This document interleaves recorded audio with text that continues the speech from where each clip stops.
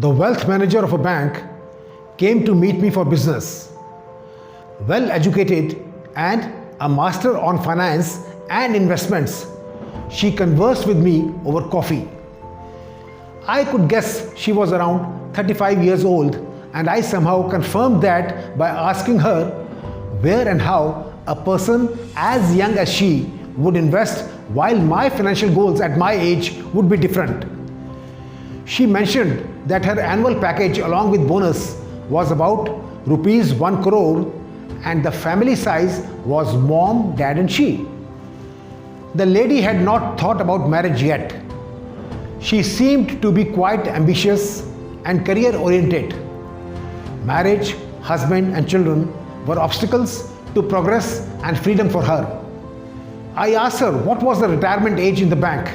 She said 60 years. I could not resist telling her that by that age she would earn 25 crores more.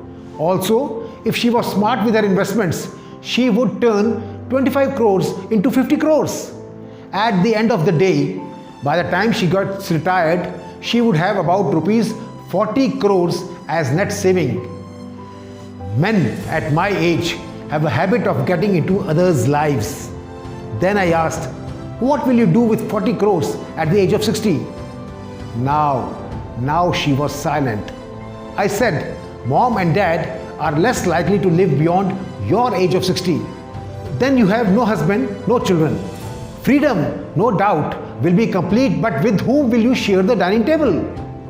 She said that she would open an NGO for elderly people. I responded by saying that if the money is to be eventually donated, then what is the point of spending 25 years to collect it? And if you wish to spend time in an old age home or a senior home, then do you think your investments are right? She looked annoyed. Nobody had ever asked her such questions. Academically highly educated, professionally trained and successful girls consider their youth permanent. Young men keep hovering around, but they do not consider them to match their qualification and status. Children are considered to be roadblocks to financial success. These girls think that the parents will always be around despite their old age. They think that money can replace the need of a man and family. Their vision of investment is myopic. Is money the only factor to measure success? Time is again an asset worth investing. Such wealth managers do not know the right investment of time which could build relationships. They call themselves wealth managers but do not know how to manage and achieve fullness and completeness in life. According to Indian culture, man and woman complement each other. Therefore, along with becoming successful, make yourselves complete.